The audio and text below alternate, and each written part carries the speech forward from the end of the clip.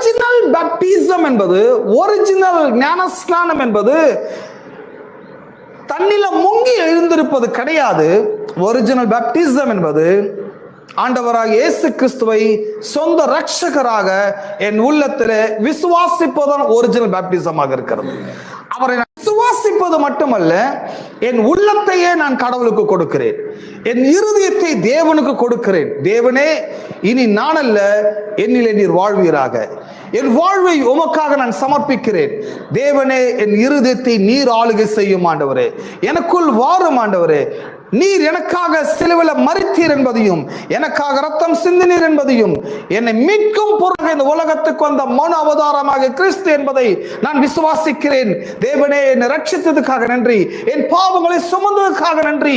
நீர் என்னுடைய ஆண்டவர் என்றும், நீர் என்னுடைய ரட்சகர் என்றும், நீர் என்னுடைய மீட்பர் என்றும் நான்